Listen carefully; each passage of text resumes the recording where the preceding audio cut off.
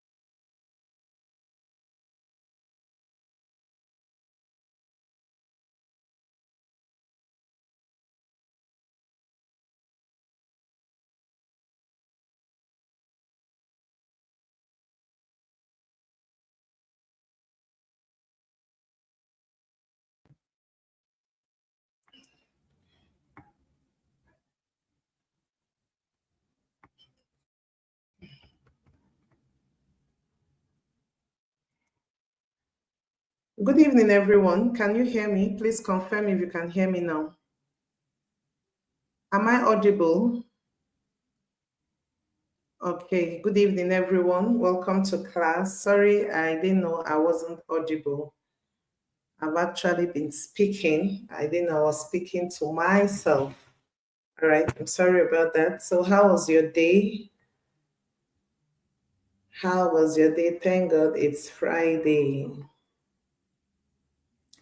So, I was actually asking, before we go into what we have for today, I gave an assignment, right? And I asked us to go and research if there is another theme apart from the ones we discussed yesterday. So, did anybody try that? Did anybody research on that? Okay, nice. Okay, I am now audible. Thank you very much. Good evening, everyone. Welcome to class. Yeah, okay, thank you. And I must actually say that I was impressed yesterday during our class. It was quite interactive, okay? You guys should keep it up, keep the comments coming, right? And let's make it lively. Okay, someone said his day was fine but stressful. It's all right. So I asked about the assignment I gave. Were you able to research on some other thing we didn't discuss about yesterday? Okay, someone said Fasiku John said purple team. Okay, Josephine said purple team. Oluwa said purple team. Okay, so can someone tell me their roles or what they do? Okay, Jesu. Sorry if I don't pronounce your names properly. I'm sorry about that. Adeniji said purple team. Okay. So can someone actually tell me what they do or their roles? Right? Who is this person? Kemi, purple, green, orange. Wow. No. All right. We're actually waiting for others to catch up with us before we get into the business of the day. Yes, we did. We have orange. So Joseph, can you tell me what the orange team, what they do? And someone else also said orange. Green. Richard, can you tell me what they do? Purple. Miracle said orange team. Please, can you explain, Fumila, your orange gold team? Drop your answers and their rules at the same time.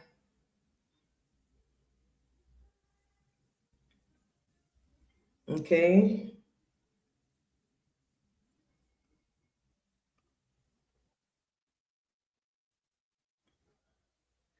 Please, when you drop the team name, then you tell us what they actually do, right? All right. I can see a lot of responses. I didn't have anything, Taiwo. Okay, maybe you didn't really get the assignments. Ma, I can't hear you. Someone said she can't hear me. Please confirm at the back end. Am I still audible?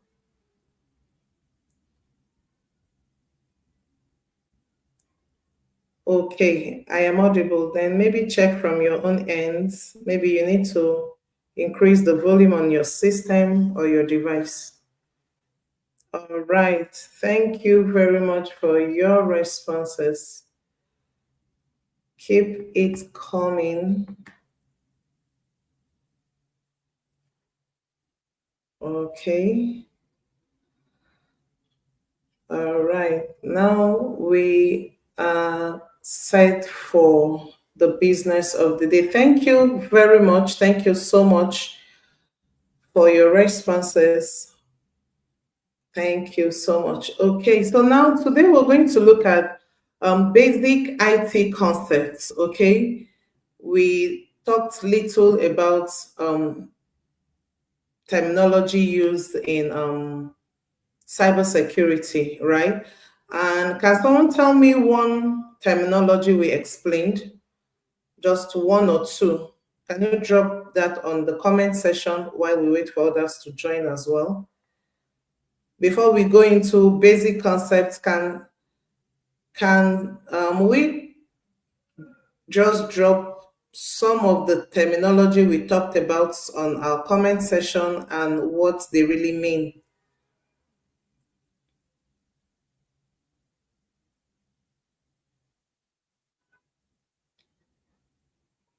What did we? Okay, someone said vulnerability. At least Ebenezer said vulnerability, patch, exploits, accessibility, threat, and patch vulnerability. So 0-day vulnerability, patch, risk, threat.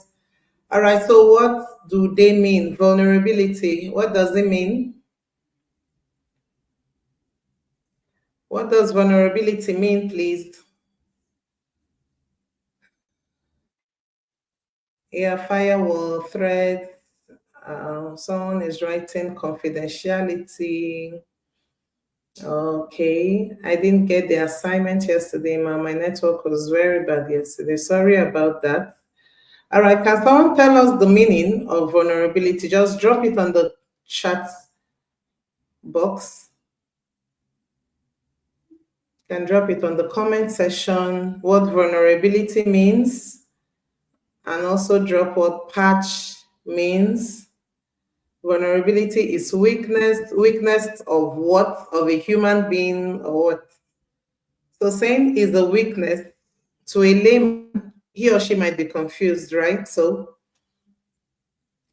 okay, it means system is prone to an attack. Patch is software designed to fix a loophole, right? Nice.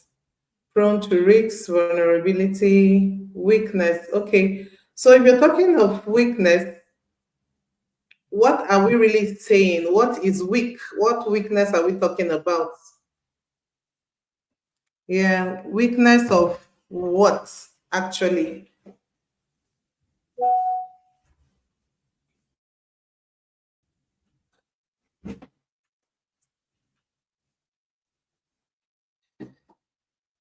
So what kind of weakness are we talking about here? It's when your data is at risk. Oh, nice. Someone said when your data is at risk, it means it is vulnerable. Threat, patch. All right, we talked about vulnerability has weakness that are usually seen in a network. All right, we talked about patch means system or software updates, right, to prevent vulnerability attack. We talked about threats. We talked about 0-day vulnerability also. We talked about firewalls. What else did we talk about? So a lot of, okay, thank you very much. This is interesting. Now, we also talked lastly, before we ended our class yesterday, we talked about cyber hygienes, right? So can we quickly drop some cyber hygienes we talked about? Let's be sure we are on the same page. Yeah, can we quickly drop the cyber hygienes we talked about? I said we also have cyber hygienes, not just personal hygienes, right? So can we quickly drop those cyber hygienes we talked about yesterday before we ended our class? Okay. Avoid weak passwords, right? Okay, the use of MFA, using a strong password. Yeah, nice. Is that all we talked about? Just avoiding weak passwords and MFA. Keep software updated. Thank you very much. Keep software updated. I can't see anything new. Always lock your own eyes. Yeah, we talked about that. Locking your devices when unattended to. Okay. Yeah. Yeah, don't click on unknown links. Yeah, don't click on known links. Avoid clicking on links you don't know their source. Very important as well. Yeah, nice. Oh, beautiful. Keep software updated. Um, Lock devices when unattended to. Yeah, and then what else? Oh, thank you very much. Oh, this is beautiful. It means we all um, got something yesterday. So log out. Someone said log out here. Exactly. All right. Thank you so much. So now to the business of the day. We're going to be looking at basic IT concepts. Please, I need our rapt attention to this because as we facilitate daily, we go deeper into our curriculum, and then when you start missing out, it means by the time we're ready for the hands-on, you wouldn't be able to do much. Okay, so I would also need your rapt attention to today's class. All right. Okay, so now we have basic IT concepts. Basic IT concepts. We're going to be talking about operating system, OS, files, internet protocol address, which is the IP address. We're going to be looking at ports. We're going to be looking also at command line and then virtualization. Sorry for that.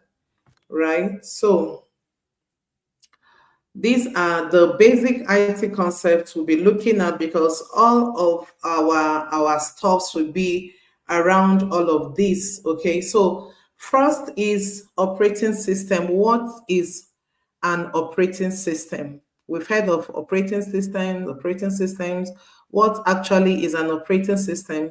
For those that are new to this word, it is a software that one manages hardware and software resources.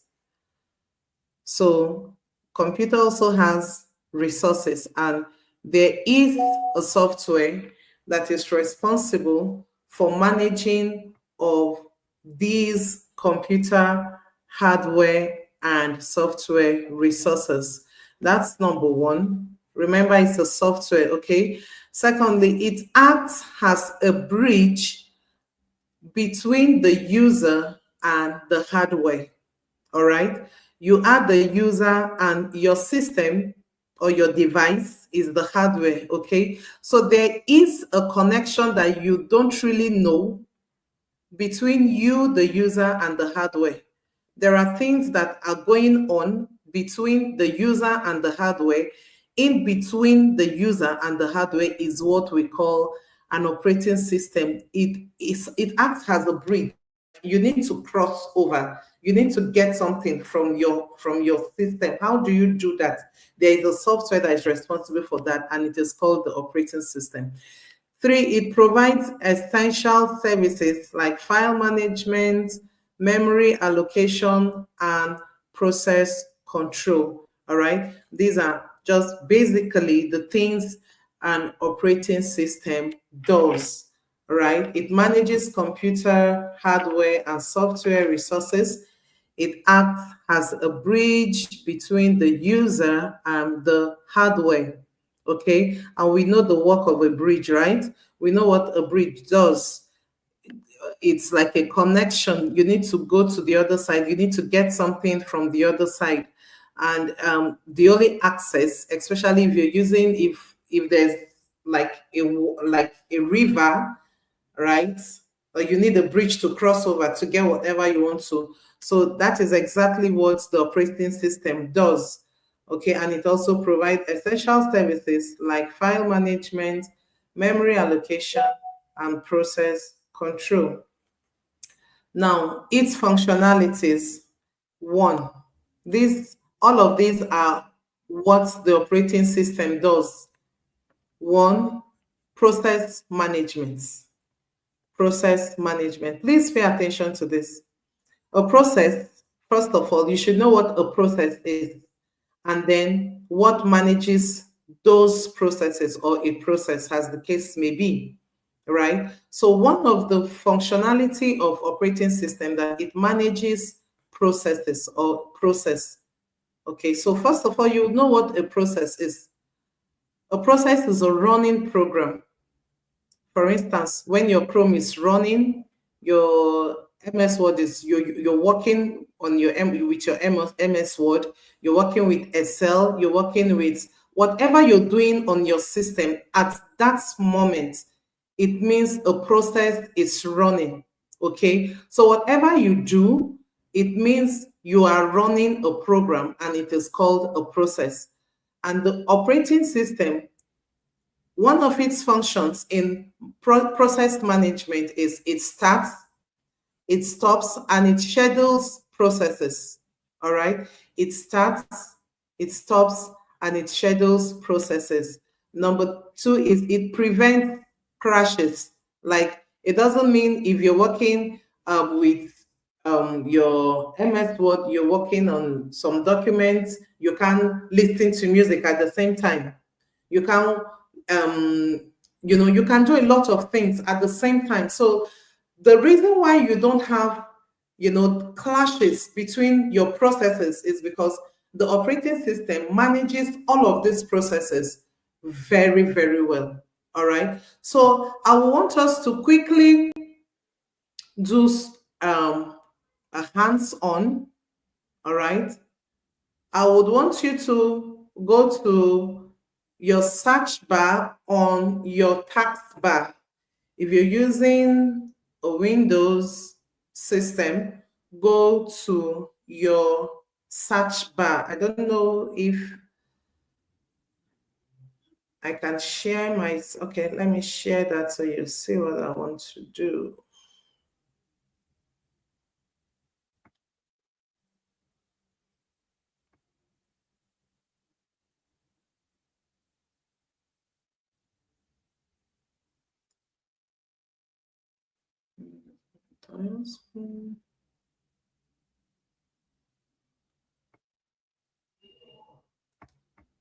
Okay, so go to your, okay.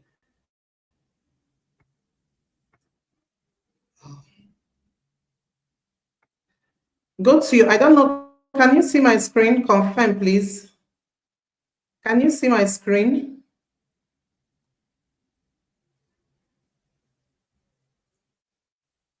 Okay, nice. So just follow me, follow me. All right, so I want us to see what a process looks like. So come here to your search bar. I want you to type task manager here. Just click on it, right? Click on it and your search icon there. Then type task manager. It comes up. If you're using a Windows system, then open. I don't know if you can see my screen.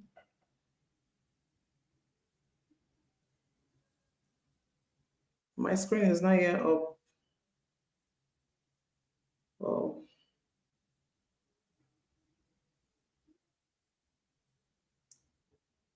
Okay. So what can you see on my screen? You should be seeing this.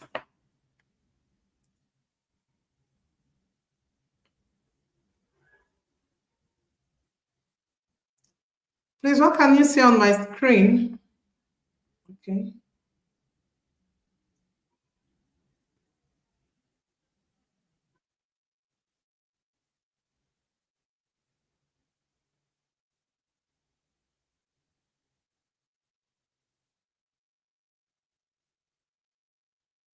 Okay, well, my screen is up. I can see it from here.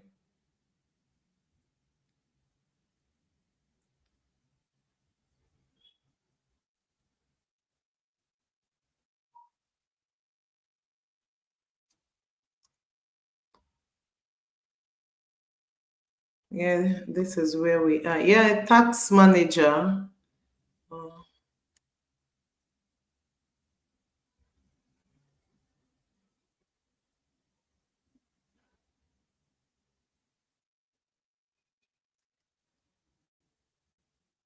So are we all there?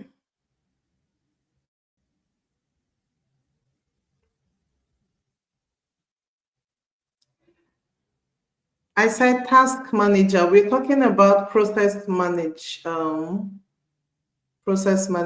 Yes. Oh, very tiny. Yeah, nice, nice. No, just follow the steps. Go to your search, then click on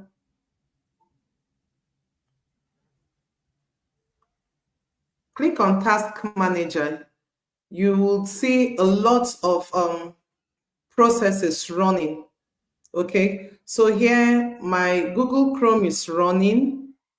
I can see that. I don't know what is running on yours, but from my own end, whatever is running, you will see it highlighted, right? Whatever process that is running is being highlighted. So you can scroll and scroll and scroll and see a lot of processes at the same time. So that is what, okay. Oh, now my Google is running, power usage very high, right? My Google Chrome is running because that is what I'm using at the moment.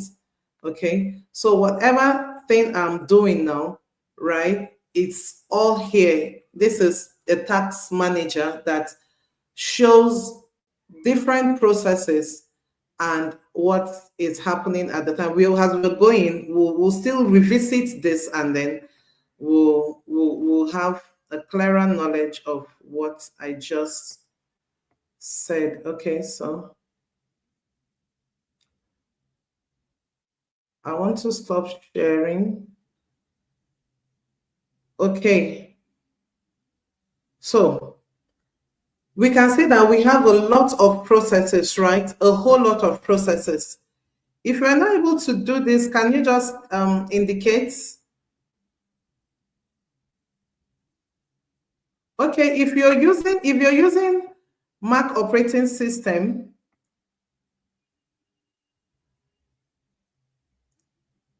yeah, go to activity monitor. Search for that activity monitor for Mac OS. Yeah. Okay, so I just wanted you to know that there are a lot of processes that run in your system. Okay, a lot, whatever you do is seen as a process, and then the operating system on its own manages those processes. As I said, a process is a running program. It could be Chrome, it could be your Word, it could be Excel, whatever you're doing at that moment is termed as a running process. And one functionality of the operating system is that it starts, it stops, and it schedules processes, here thereby preventing clashes or crashes. Okay, so you might have a lot of programs running and you wouldn't need to notice that there's a break in any form of process. Okay, so that is what the operating system does. One that is that it manages processes. Okay, and I just showed you an example of what a process is, or processes in our system. All right, then the second functionality of the operating system is memory management. All right, memory management, handling of RAM. You know what RAM is? Please, what's the meaning of RAM? RAM. What does it stand for? What's the meaning of RAM? Oh, Benga Richard, you're presently using a phone. It's fine. When you get your system, you could just do what we just did. Okay, random access memory. Thank you, Miracle. Okay, so we all know what RAM means, right? Random access memory. Nice. So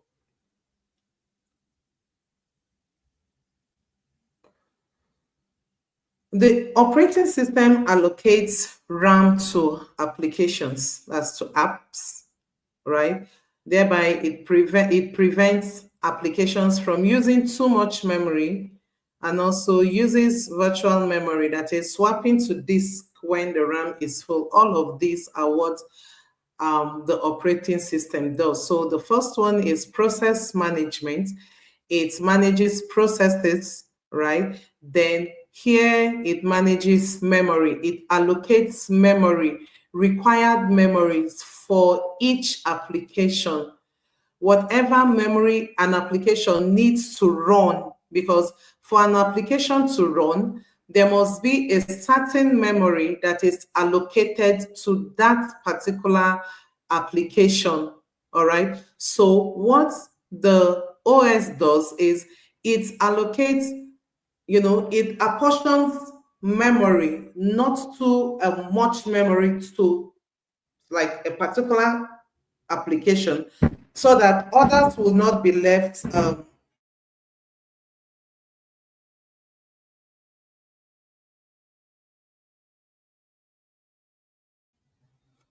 All right, so others will not be left unattended to. So for every application that needs to use the CPU, operating system allocates enough memory or adequate memory for that application to be able to run. All right, so that is what it does. It wouldn't be a situation whereby I want to use Chrome, and then Chrome is taking the whole RAM, it's taking the whole memory, while I need to also work on Excel. So it means I won't be able to do anything on Excel until I am done with Chrome. It is not proper. All right. And so that is why most times when you're buying a system, you usually ask for the size of the RAM. All right. Do you agree with me on that? You want to buy a system, you will definitely ask what size is the RAM. Am I right?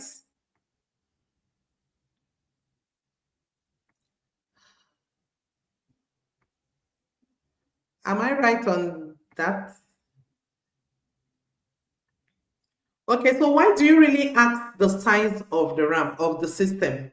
Yeah, the RAM in the system you want to buy. That's the problem. Fasiku John said, what if the application is larger than the RAM in your system? And I just asked the question, why do you usually ask for the size of the RAM before you buy a system? Can someone tell me the reason why, or you just ask for asking sake? And how many RAM is that? How many? Why do you ask for that?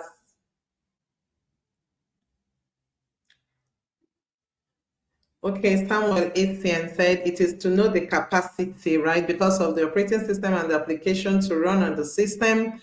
All right, to know the capacity. Yes, there are. So John that asked if the application is bigger than the RAM. Please, I will not advise you to buy such system. Okay. So you need to get a system that will enable you do multitasking. You need to have an idea why you need to know the size of the RAM in the system you want to buy or purchase. All right. So it's simply because you need a system with capacity. That is why most times those people that usually experience, all right, let me ask again, what do you think is the cause of most system hanging? Maybe you want your browsing and maybe you want to open a file and all of a sudden everything just freezes. What do you think is the cause? One of the causes of that?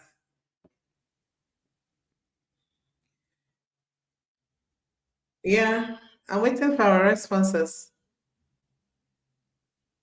So when you have a system that usually hangs, you want to open, maybe you want to browse, right? You're already on Google, you want to browse, and then at the same time, maybe you want to get something somewhere in the system, and all of a sudden, the system locks up.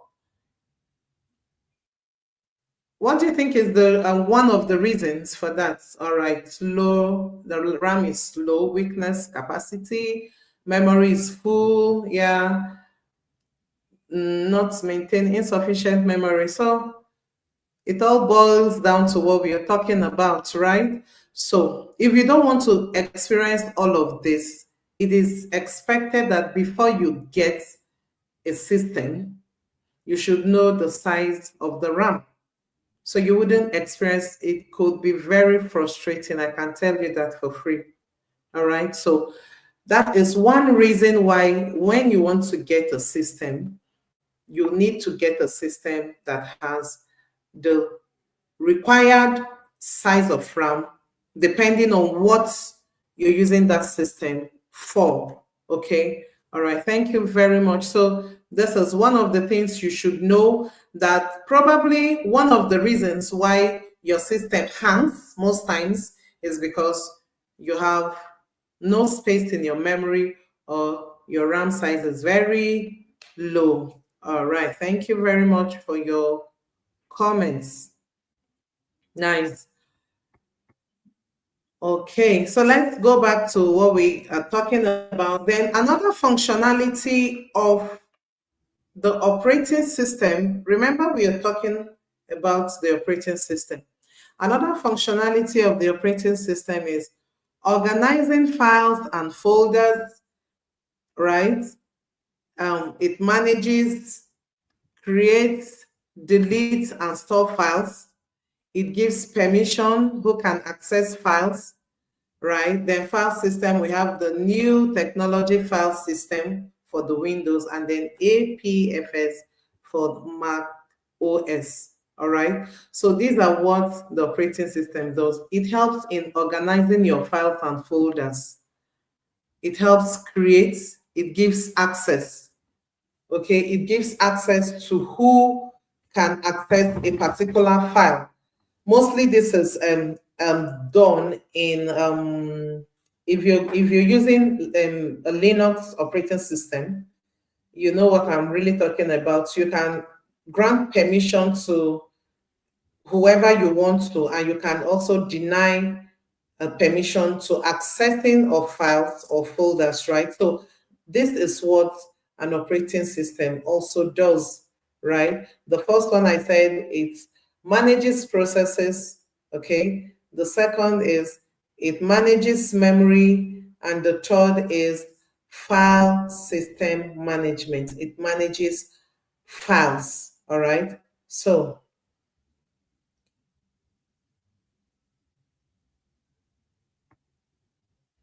another functionality of the operating system is device management.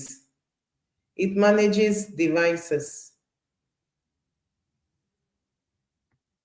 It manages devices, device management. All right. So now, controlling hardware, the operating system communicates with hardware via drivers. Examples, your printer, keyboard, GPU, USB drives, your plug and play. The operating system auto detects devices.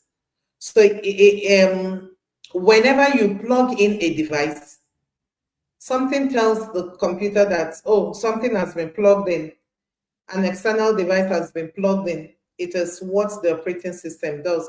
So I would want us to go back to our task manager, and then I want you to look for all the devices, right, that your system has managed over time. Can we do that? So let's go back to our file, our task manager. We can't hear you. Why?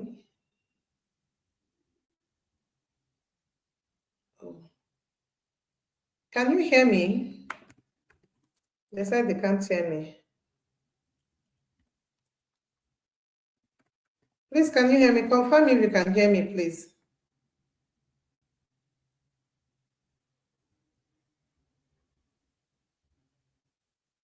Okay. Please, for those saying they can't hear me, I don't know. Can you hear me now? Can you hear me now? All right. Okay. Okay, so I said another thing that the operating system does is device management. Okay, device management. The operating system manages devices, and I have here on display your printer, your keyboard, GPU, USB drives, plug and play. And let me tell you something very interesting.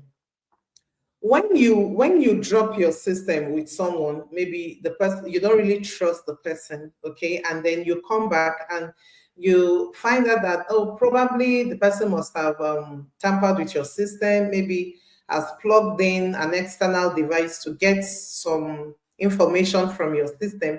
You can easily go to your task manager and then check for devices that were plugged in your system.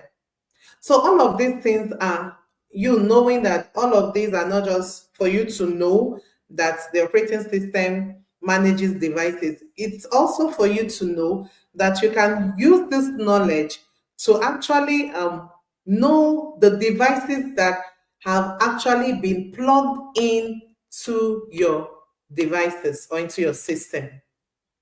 Did you hear me on that? Okay, so now we're going to go back to our task manager, and then you're going to I'll just take you to where you will look out for your device manager from your search icon. Okay, so instead of going to, let's use our device manager. Just click on device manager on your search icon on your taskbar.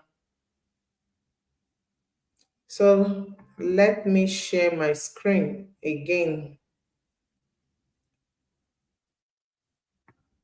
Let me share my screen.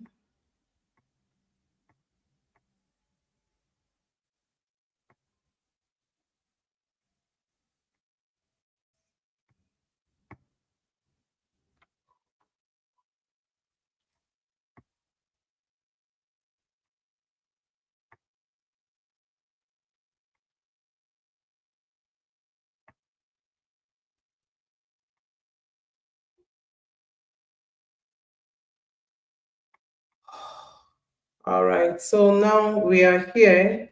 Confirm if you can see my screen, please.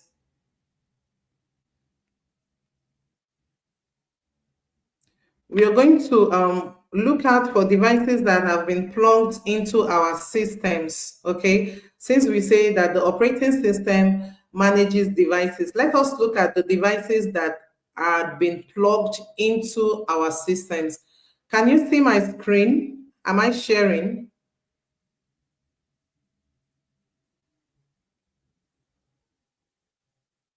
Please confirm if you can see my screen.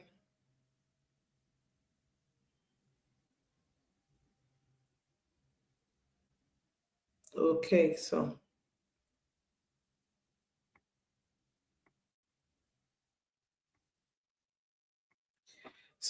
on your search icon, click on type device manager and then open device manager and then open.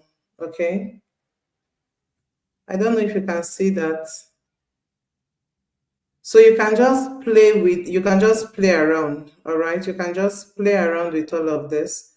Please confirm if you can see my screen. Is it up?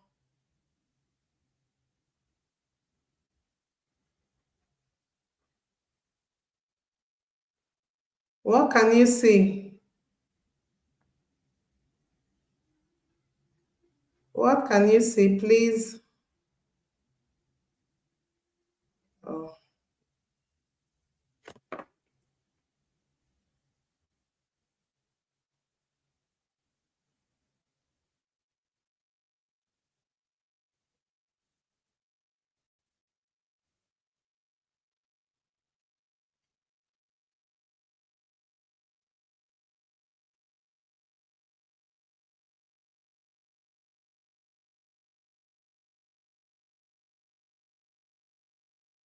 Okay, for those saying they are tiny, just you're just supposed to do what I think what you hear, device manager, and then you just see your look at the devices that is on this system or have been plugged to this system.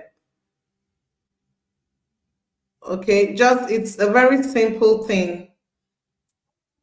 Yeah, go to search and then click on device manager.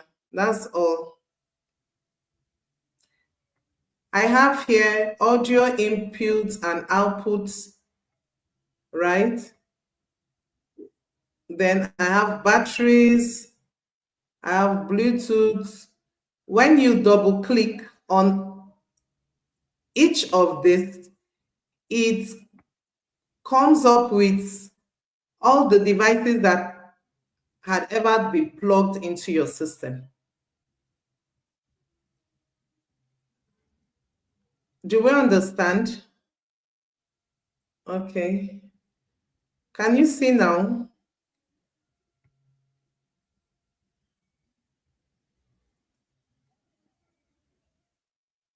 No, I said device manager. Just click on device manager and then you will see I've done that. I've maximized though.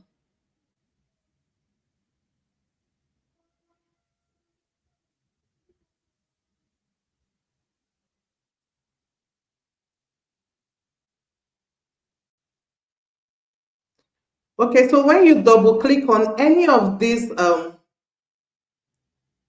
items, right, under your system, it tells you that these are the devices that have ever connected to your system. Okay, so once you double click, you see that all the connection you have made is there, is recorded. It doesn't go away. All right. Yeah, just double click on it, double click on it. All right, nice. So, are we all good? So just keep double clicking, and once you're done, you just click back on it. It goes back. Just click back for audio input and output. When you double click on it, I have microphone, Irium webcam, I have Realtek, I have speaker Realtek. All of these are audio devices that have been connected to this system, all right? So the battery also, then for Bluetooth, look at all the connections I've ever made on this system, right? So these are what you just click on it. I have my integrated camera, I have Irium camera, then click back, it goes back. Computer, disk drives, right? Okay, so have you seen that if someone plugs in anything into your system and you're not too sure, you can actually come here and then try and check, okay, I did not plug this into my system. Who did this and all of that? Okay, so these are also security measures you should. Then this is display adapter, firmware, device firmware, and all of that. Please hope I'm not all alone in this class.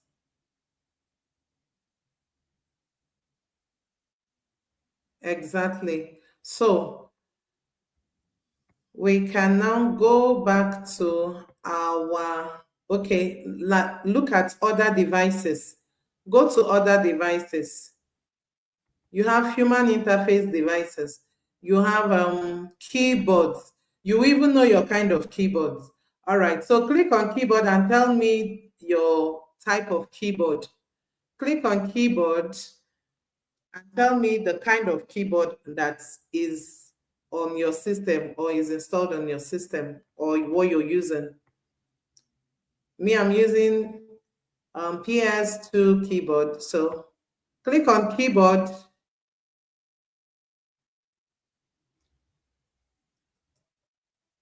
Oh, nice. Nice. Good to know that I'm not all alone. So I want you to click on keyboard and drop your kind of keyboard. So you even know the kind of keyboard you're using. Well, thank you very much, Yusuf Saliu. Thank you. Nice. So click on keyboard.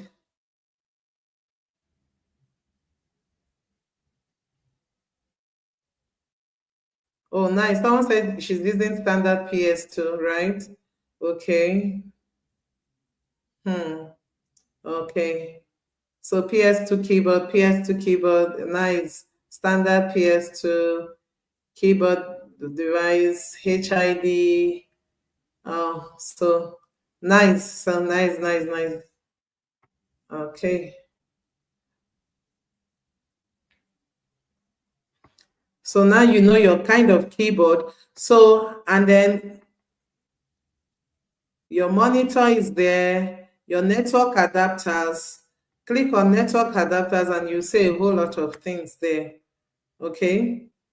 You'll see your network adapters. So I would just want you to play around with all of this. The ones you're not too sure, don't click and then Bluetooth device and peripheral devices, all of these are there. So whatever devices you come here to check up, and then you're not too sure of how these devices got into your system or how they gained access at a point, right? Okay, so we are good, right? I want to stop sharing at this point, so we'll go ahead.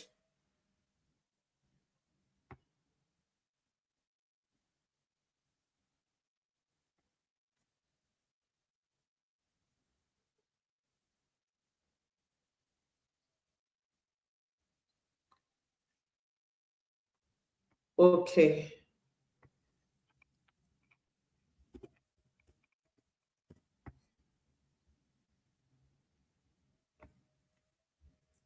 All right, so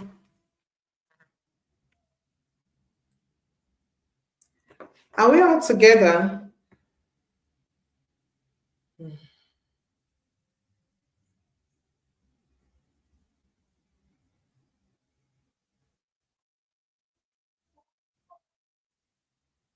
All right, so now we have talked about device management. Next is next is user interface. User interface. Okay. Next is the user interface.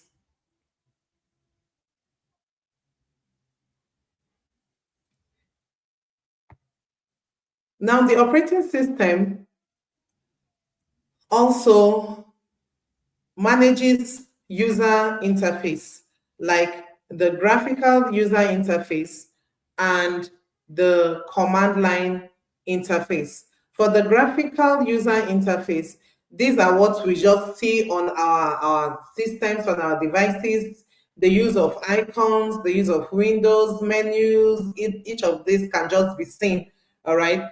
Can just be seen without you having to bother yourself. When we went to search for device management, you just saw the search icon and you typed or you clicked on it, and then it took you to wherever you're going to, and that is why it's called graphical user interface. There are graphics all around the windows or the interface that makes users very comfortable using the system, right? And then we have the command line interface, the CLI. This time around, it is text based. You need to type in, and they are used in terminals, right? Okay, we're going to do a little of this also as well. We have seen our graphical user interface, the one we are all familiar with. You can see your icons, you can click on them, it can take you wherever. Yours is just keep clicking, you're just a click away, right? But for the command line kind of interface, it has to do with what we call terminals. Okay, it has to do with terminals. right? Yes, Windows still have CLI embedded in them, sure. So now I want us to, we all know what graphical user interface is. So I want us to go back to your search icon. I want you to go back there and then click on, or sorry, click on it and then type command prompts, right? Type command prompts. Yeah, I want you to type command prompts on search and then click on it.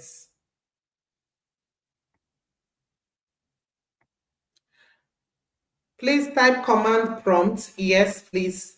Command prompt and then yeah, click on search and then type command prompt and then let's see what you have.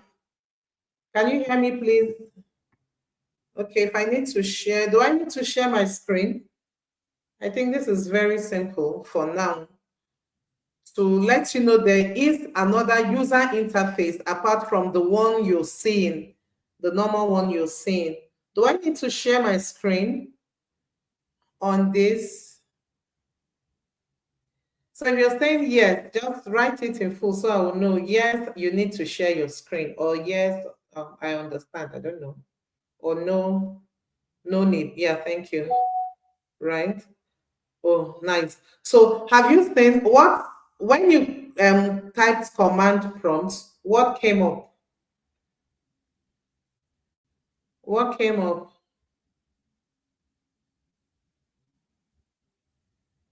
What came up? Someone said, Jacobs, Olayinka, no, I don't understand. Okay, just the same thing we have been doing.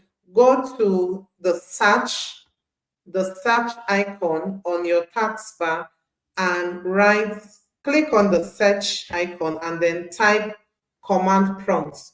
So what did you see? What did you see? Oh, someone said they need to see my screen. Oh, nice. Adobe Ibekwe said a black version.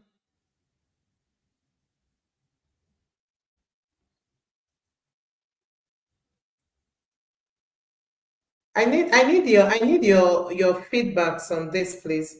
What did you see? A command line shell? Are you supposed to see a black screen here with text? So that kind of screen is what we call terminals. We call them terminals. They are command line terminals, right? They are command line terminals. They are different from our normal graphical user interface, whereby you see icons, you want to search, you just see a search icon, and you know, okay, I need to just click on this to search for whatever I'm looking for. Or you see your desktop, you just see a lot of icons everywhere, pictures, right? But for this black terminal you're seeing, you don't see those things there. So they are also user interface, but these ones are called the command line interface, and they are usually called terminals. All right, they are called terminals. You need to do the typing, you need to write in text. There are commands. You don't just type in whatever you want there. You need to type in and then you get results. All right. So thank you for those that were able to do this on their own. This is beautiful. All right. Yeah, black screen. It should be a black screen. Okay. Nice. Cynthia. Oh, Cynthia said not with a laptop, but I've written them down. Nice. Please, when you get your laptop, just do some of these things. Okay. So Ola Dipo wants to type CMD. Or he typed CMD. Okay, nice. So let's go. Let's move ahead. Let's forge ahead. Sorry about your network. Sorry about that. Okay, now Remember, these are all functionalities of the operating system. Okay, next, file. We are done with functionalities of an operating system. And remember, we are talking about basic IT concepts. So all of this while we've been talking, we've been discussing about operating system has a basic IT concept, or one of the basic IT concepts we'll be talking about. So we are done with that. And under which we have what the operating system does, right? We just mentioned that it manages processes, it manages devices, it manages files, right? And then it also manages the user interface. Okay, so now we're going to look at file. What is a file? What is a file? File on its own is another IT concept, one of the basic IT concepts we should look into. Okay, so what is a file? Oh, nice. I think we are past that. Let's concentrate. Let's come back to class. So now, what is a file? A file is a container for storing digital information, right? Identified by a file name and often an extension, okay, and organized into directories, folders for better management. This is just a general explanation for whoever doesn't know what a file is, okay? Now, when we talk about files, we have categories of files, all right? We have categories of files. We have the types, we have their examples, and then their usage, okay? We have categories of files. Yeah. So now, can we all see them?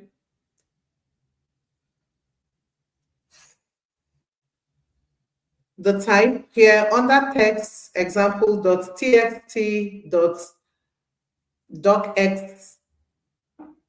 Can you drop some more under text? And the usage, they are used for documents and for notes. So do we have more under types of files for text? I just gave two examples here, .txt, .docx, and then can someone just drop some other examples? No, remember we're talking about documents and notes.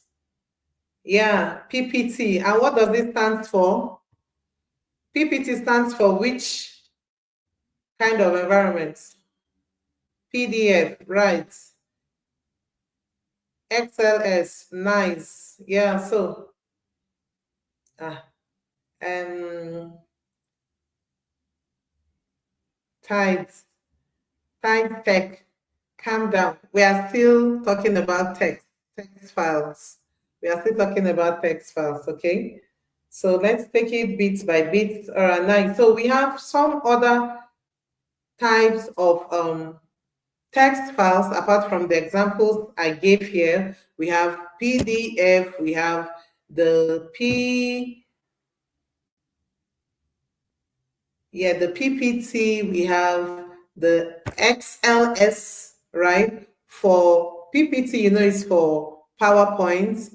The TXT for plain text, if you're using like your notepads and all of that. Then the XLS is for Excel, right? Then the DocX is for your Word. Is that clear?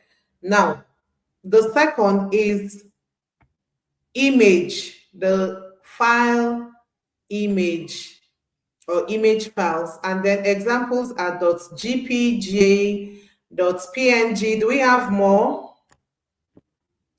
Do we have more of the image file? I dropped JPG. We have PNG. Do we have more?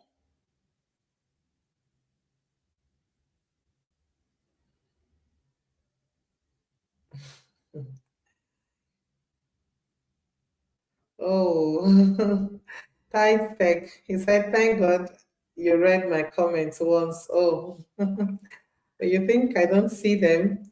All right, so some other examples of image files. We have two here, JPG and PNG. Do we have some other ones that you know about?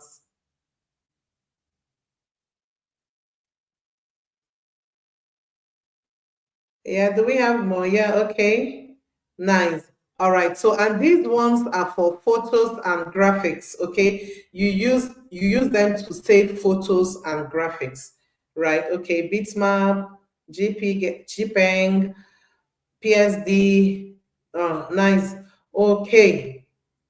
Then for audio files, we have MP3, .mp3, we have .wav. Do we have more? Do we have more for audio files used to save our music, sound clips, and all of that?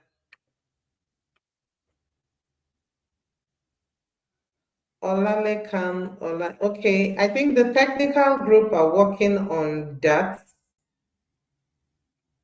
Yeah, you will soon get the materials. Okay, just a little patience. Okay, nice. That's for audio files. Then for video files, we have MP4, AVI. They are used to record for recordings and for movies. Do we have more?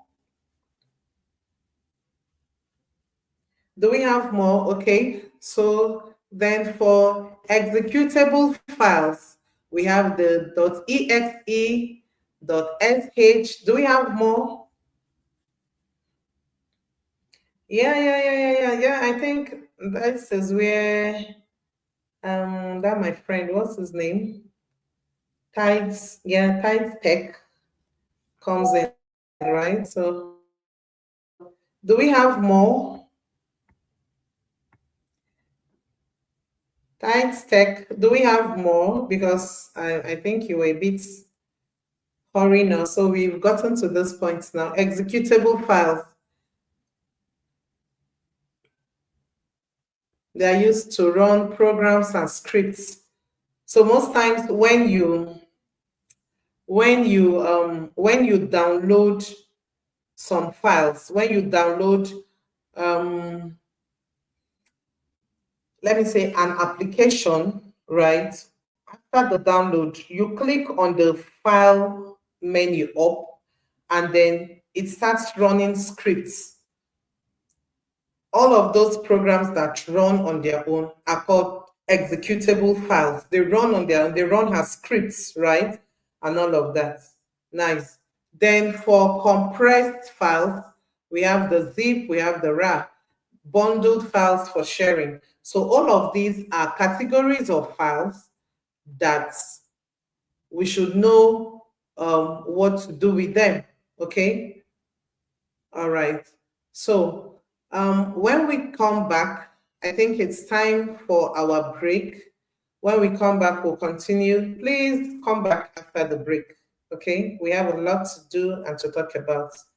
Thank you. I'll see you shortly.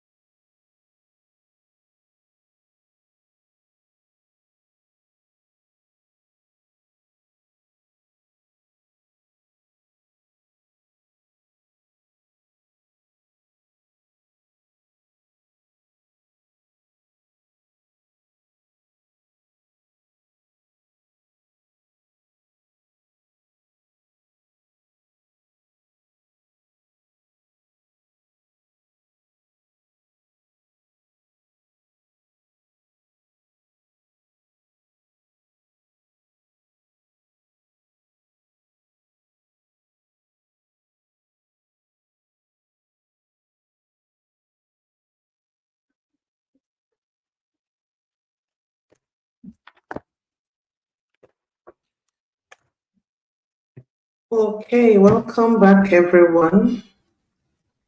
Hope no one left the class.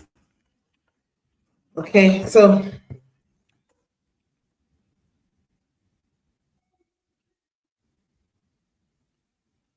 all right, so we talked about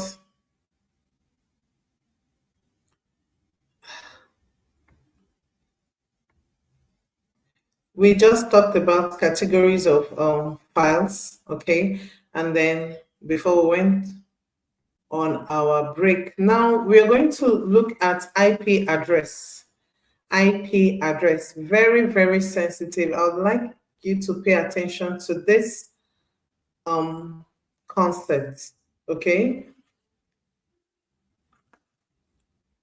In fact, I had to put it in bracket, devices, network identity, right? What is an IP address? It is a unique numerical label assigned to every device on a network. And the purpose is to identify devices and enable communication, right, between home address, web servers, and all of that. So let's take IP address has a home address, okay? Whenever you surf the internet, whenever you query your browser, and then it needs to reply, because your device has a unique identifier, it goes back and say, okay, a lot of devices are asking for what cybersecurity is. You're only known by the IP address that sent in the query, right? So how do you get your feedback? It traces you back through your IP address. So your IP address has an address to your device on a network. We have millions of billions of devices on networks on second, like not just on a daily, but per second, right? There are different devices that gain access to networks, and then they are asking for a lot of things at the same time.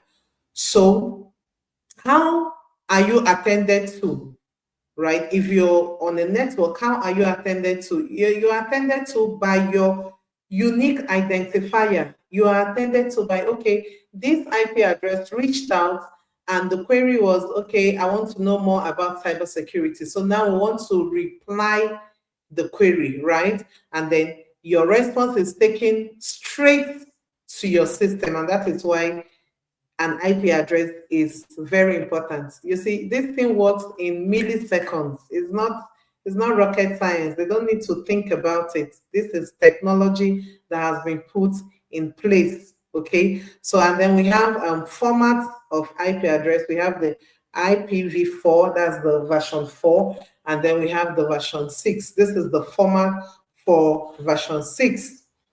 So at this point, you should know your IP address. Let's keep going, right? So types of IP addresses, the types, the scope, we have example, and we have assigned by one, the public IP, and we have the private IP. The public IP is the internet IP address, global, right? While the private IP is your local network, e.g. your home, right? Your Wi-Fi, your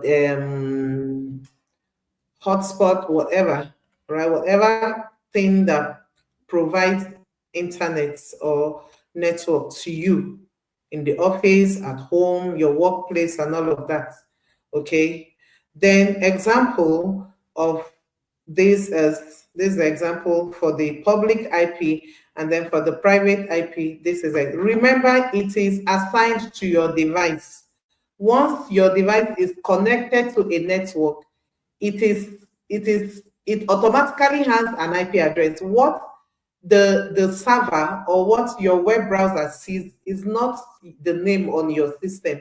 What it sees is the IP address that is attached to your system. So every system at any point that is connected to A network has an IP address, Internet Protocol address, Internet Protocol address. And for the public IP address, it's assigned by ISP, Internet Service Providers, as the Internet providers. And then for private IP address, your router and your DHCP, which stands for Dynamic Host Configuration Protocols, right?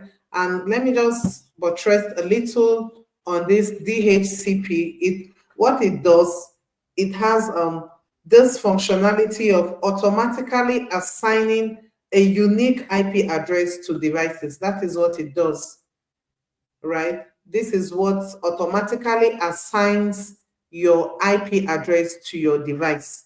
You don't need to go and do anything about it. You just, once you're connected, it automatically assigns an IP address to you. Okay, so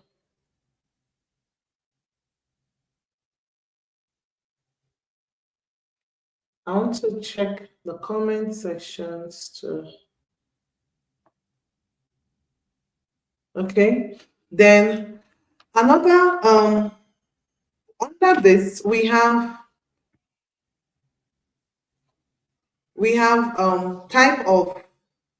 types of DHP actually, right? We have type of DHP, we have the static, as the name implies, it doesn't change. Then the dynamic kind of IP address changes periodically, right? And then for the static, mostly the servers and the website have a static kind of IP address, all right? Servers, websites have the same static kind, not the same, but static, they don't change. A server has a static IP address, while a website has a static IP address. Then the dynamic kind of IP address, your home devices, your phones, your PCs, whatever devices you're using to connect to the internet has a dynamic kind of IP address. All right. And then the static is assigned manually, is set manually by the software developers, the website developers, and all of that, right? While for the dynamic, it is automatic and is assigned by the DHCP. As I said, DHCP automatically assigns, DHCP stands for Dynamic, are we together? Dynamic Host Configuration Protocol. Yes. Okay. Then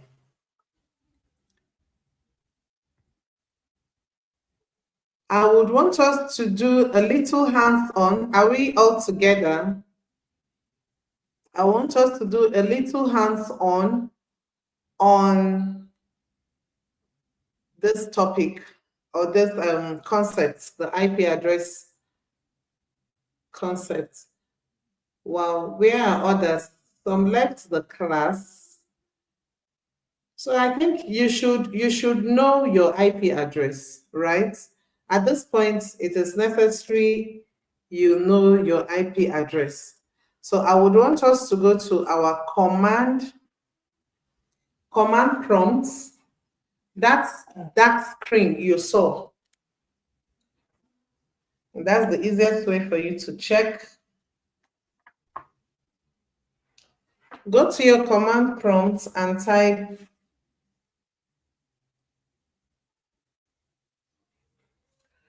ipconfig. Okay. So you will know your IP address. Yes, you need to know your IP address. Has someone in this class, cybersecurity class, everything we'll be doing IP address, read the IP address, where is this thing coming? Let's trace the IP address, all of that. So you need to know how to first of all know your own IP address. So can we do that? And then I want you to write your IP address on the comment section. I'm giving us 5 minutes to do that. Yeah, no spacing. So I'm waiting. Ah, someone said 10. Hey, please, that's not an IP address, please. Okay, so I'm waiting. We need to know our IP address of that device. Mm-hmm. Nice. Now you're talking. Okay, 10 points.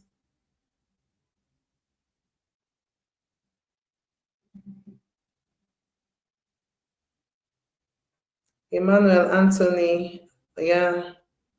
Yes, we are. We are too. Okay, I want you to get your IP address of the device you are connected to.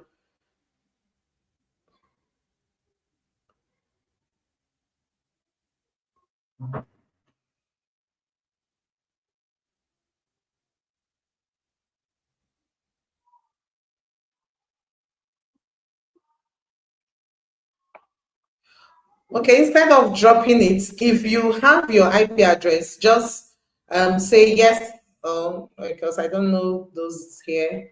Don't drop any IP address here. Just say yes, you're able to get your IP address, and then let's move ahead.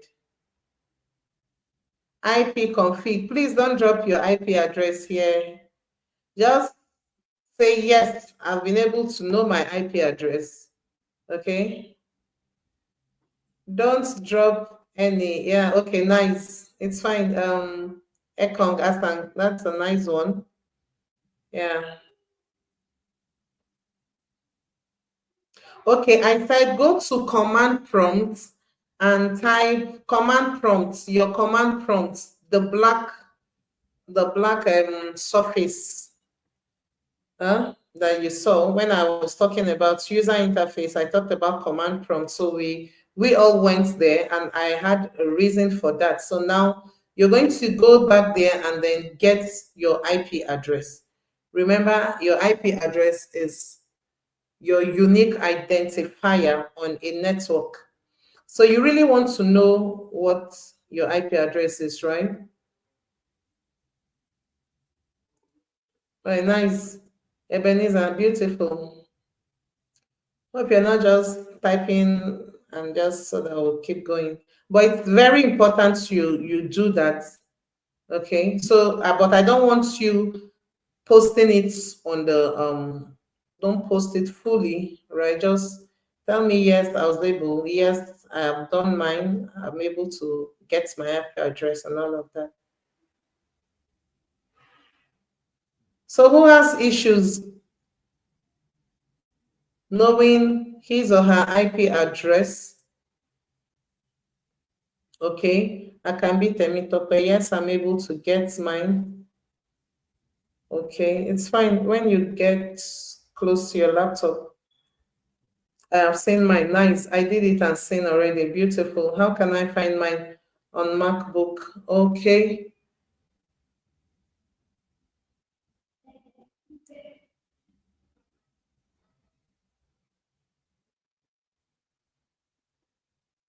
Okay, how do I get?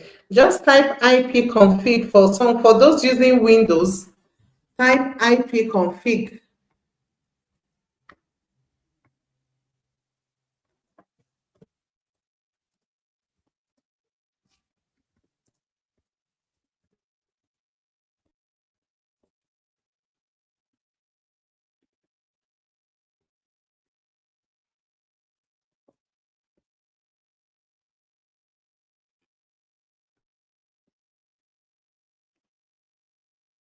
Please don't display your IP address here. Oh.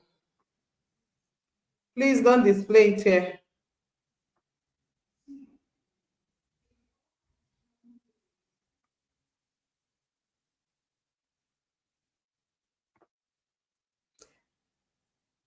Okay. Okay, if you're able to get your IP, just maybe a thumbs up and all of that. Just do a thumbs up. Don't display it here, please.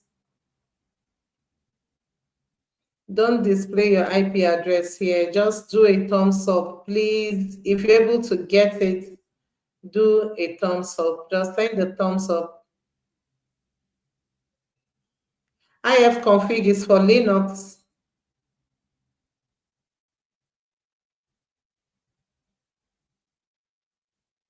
Nice. Just thumbs up will be fine.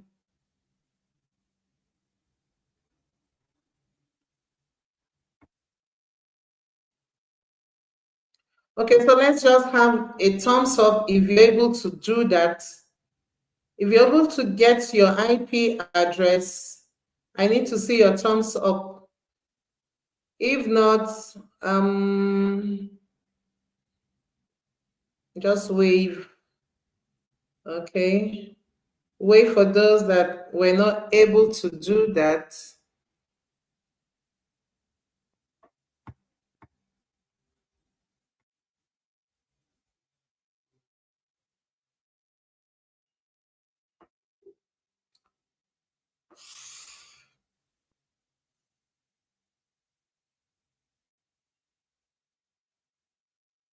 All right, so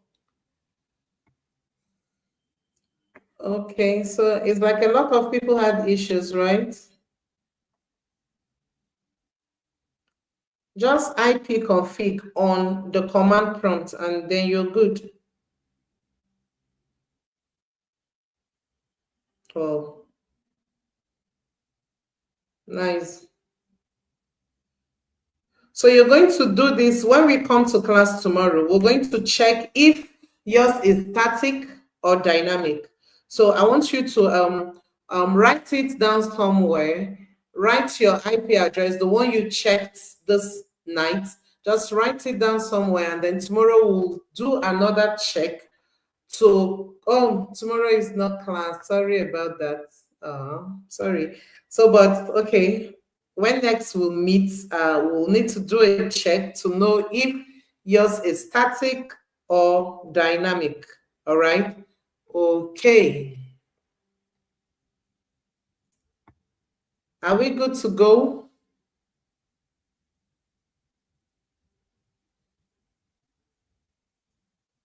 Oh, Tobecho said, I can't find mine. Not saying. I'm actually using my phone. Okay, Windows plus, yeah, then. Nice. I did mine. Yeah, I got it. I can't find my IP address. It is there, Victor. It's there. I didn't take it. Keep on, please. All right. So now let's go ahead. Now, ports. What is a port? A port is a virtual endpoint for communication between devices on a network. It allows multiple services to run simultaneously on one device. Okay, so that is what a port is. And we have two main categories of ports. I wouldn't take much of our time here, right?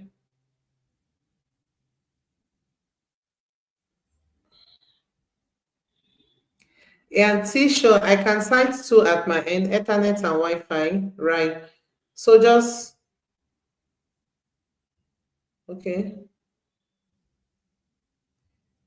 Richard, type ipconfig and then you will get your IP address on the command prompts. So we have two main categories of ports. One is the hardware ports. It's the physical connectors on devices, which we all know. And then we have the software or network ports. These are virtual communication endpoints. All right. Okay, then here we have the common hardware ports. All of these things, once it's time for our hands-on properly, you will understand better. So here we have common hardware ports, USB for the hardware, USB port, HDMI for audio and video transmission. We have Ethernet, wired internet connection. We have Thunderbolts for high-speed data and video used in Macs, external SSDs, and all of that. So all of these are hardware ports. Remember, hardware ports are different from the virtual ports. Okay, then now we have the network ports. We have port 20/21. It is a protocol, TCP kind of protocol. When we get that, you'll know about TCP. Then the services it provide is FTP, file transfer protocol. It transfers files. All right. Then we have port 22, transfers secure remote access. It transfers SSH, right? Then 80 transfer HTTP, unencrypted web traffic for web developers. If you're conversant with like React or JavaScript, when you run all of your maybe your React code on your VS Code, you have a port, right? That just those ones are unencrypted web traffic, so they are not safe. They are just used for a matter of time, and then all of that. So all of those ports are used for end-to-end transmission. Then you have the HTTPS, encrypted web traffic.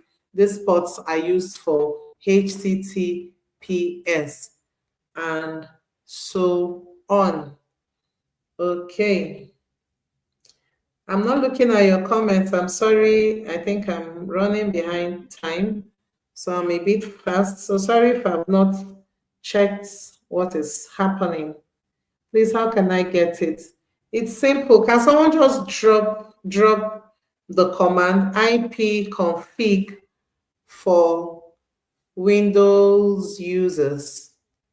Then now we'll talk about command line. Remember, I talked about command line initially, right? The black surface interface that you saw when you clicked on command prompt is what we want to talk about briefly now. So what is command line? It is a text-based interface that interacts with an operating system, right? As I earlier said, no graphical buttons, no pictures, nothing. It's just commands. You will have to type in the command before anything happens, okay? And it's faster than GUI. I don't know if it's true for advanced tasks anyways. It is faster for advanced tasks. There are tasks, those are used to PowerShell. You know that there are things you must do behind. You can't do it on your GUI, right?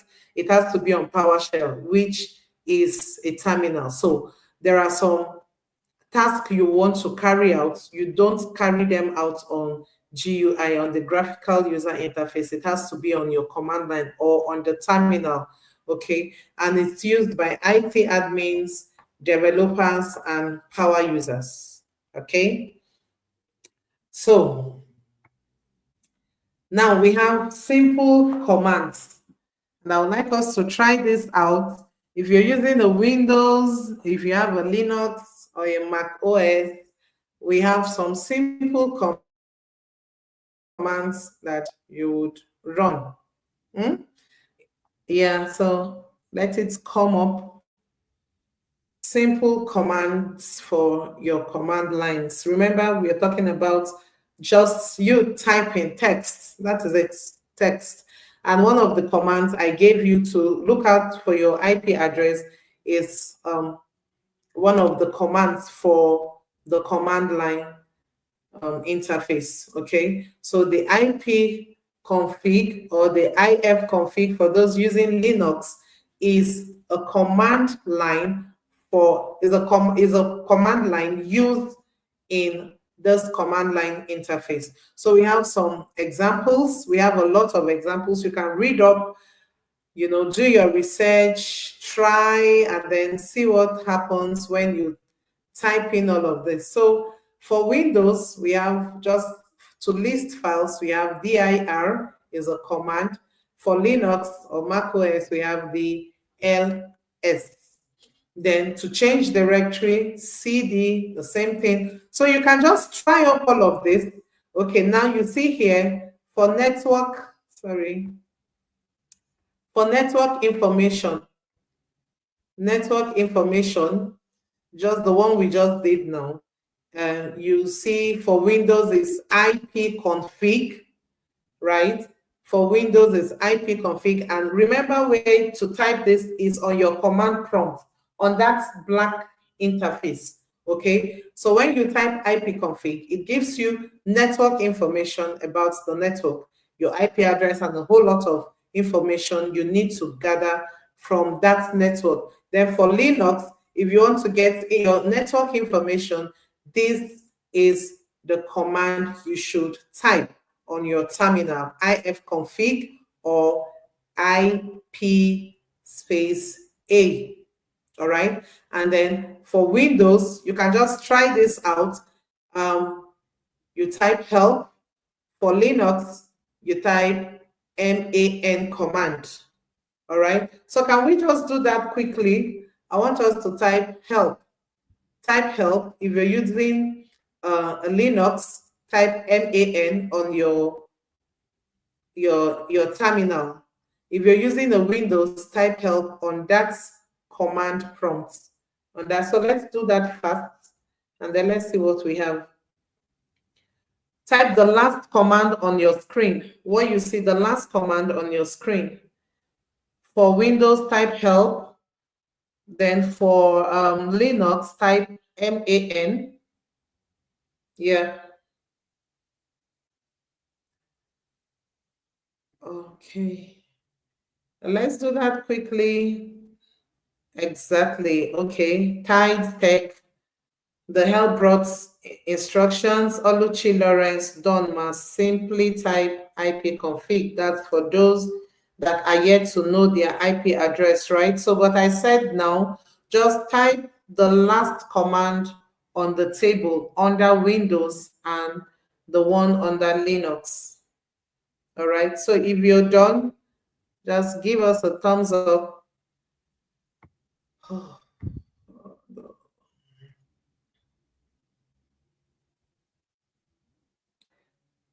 Oh, nice. Beautiful. So when you went after the class, you can just play around, research, browse for more commands, play around, just type it on your Windows, type it on Linux, depending on what you're using. Okay, so just play around and then get more knowledge. Okay, so the last before we go for today, virtualization. I'll take this quickly. Virtualization is a technology that creates virtual versions of physical IT resources. Okay, it uses software to simulate hardware and create, in fact, all you need to know about virtualization at this point is running multiple independent computers within a single physical computer. That is, your system is running 2 operating systems or more in one system, in one physical system, right? If you have a system and you have your Windows is an operating system on its own, then you have Linux. In my system here, I have multiple operating systems, okay? So I am actually you talking about virtualization here. If you need to understand it, it means you're having 2 operating systems or multiple operating systems in one physical computer. Is that clear? That is what virtualization is all about. So we have the key components here. First, we have the physical machine, which is the actual system. Then we have the guest, the one that emulates, that is the one that maybe you got VM, virtual machines. And then the hypervisor is the software that manages the hardware and allocates resources to the guest. All right, so here are the benefits of virtualization. At this point, our time is up for today's class. Hope it was worth your time. And I would also want you to go back and do a little hands-on on the things we had talked about, basically the command lines, right? The command prompts or the command, the command line interface we talked about. So you can just browse and then get more commands, play around with them, and then know. And remember I said when we come back, I will ask you to go back and check for your IP address, or you cannot do that on your own. Check if it is the same IP address you got when we were in class. All right. So I would want to wish you a very beautiful weekend ahead, and do have a pleasant night rest. Good night, everyone, from my end. Thank you.